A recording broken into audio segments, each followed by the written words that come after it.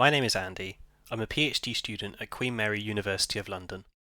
My research focuses on human-centric programming language design, in sound and music computing in particular, and today I will be presenting some work inspired by that research, a time travel debugger for the Web Audio API. In this talk, I will briefly touch on what time travel debugging is and what options are available already, how our time travel debugger works in relation to the Web Audio API, and finally some potential use cases for such a tool in the future. A traditional debugger allows developers to pause a program's execution at specific breakpoints and examine the current state. Time travel debuggers extend this idea in two main ways. Reverse debugging allows the developer to step backwards in time from a breakpoint or crash, providing context for a failure. Record and replay debugging can reconstruct a program's execution after the fact, allowing remote debugging and easier error reproduction. A number of solutions exist for time travel debugging on the web. These often take the form of a new web browser or an extension to an existing browser that makes use of low-level APIs to record and modify the browser's renderer.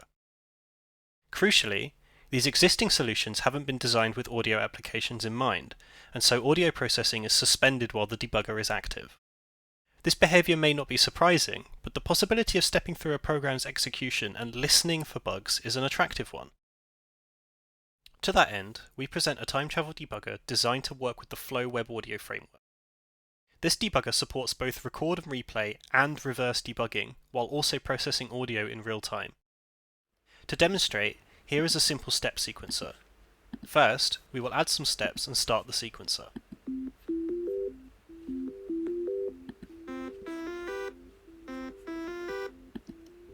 Now we will enable the debugger. Once enabled, the program is no longer interactive and will not respond to external events. We can expand the debugger view to inspect the program state. The slider and associated buttons allow us to step through the program's execution history.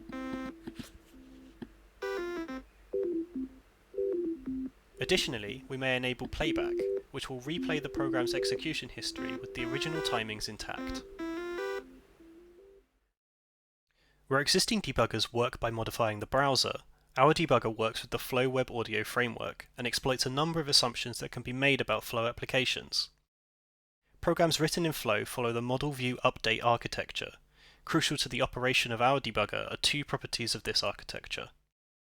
First, updates to program state are handled by a single update function that receives an event and the current program state and returns a new state. Second, both the audio and visual output of a program are derived from this state alone.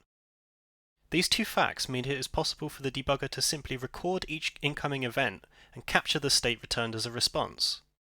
Replaying an event or sequence of events then becomes a matter of calling the user-defined audio and view functions with this captured state and rendering their output.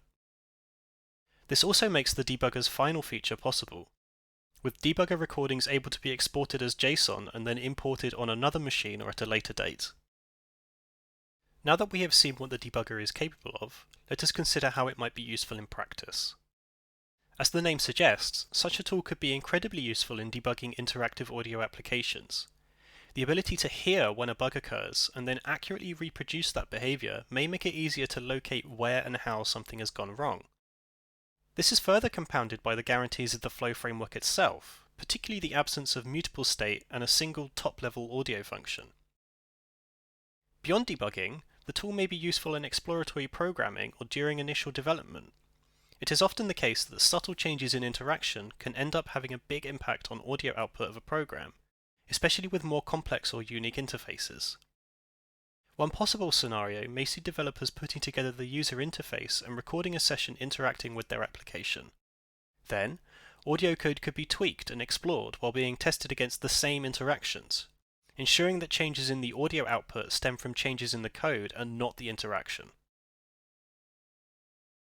The final, most speculative scenario involves opening up some form of the debugging API to developers themselves. Giving programmatic control to the debugger may open up possibilities for sharing recordings between users of a particular application. This may be compelling compared to audio recordings, not least because it could provide users with a robust mechanism for remixing and tweaking another user's creations. Finally, we consider some shortcomings and opportunities of future development for this tool. While the Flow framework itself supports scheduled updates within its declarative API, these scheduled updates are not fully supported by the debugger. Stepping through the execution history with these scheduled updates present can cause incorrect scheduling and make debugging harder rather than easier. Although our time travel debugger is not tied to a specific browser, this has been traded for lock-in at the framework level instead. This makes the debugger unusable for existing projects without significant work to port the application to the Flow framework and its architecture. Looking at the future for possible development, adding support for in-situ updates to program state from the debugger's view may further facilitate exploratory programming or quick testing of ideas and fixes. Additionally, we plan to address the mentioned shortcomings, particularly in ensuring that we have complete coverage of the Web Audio API and its functionality, including scheduled audio parameters.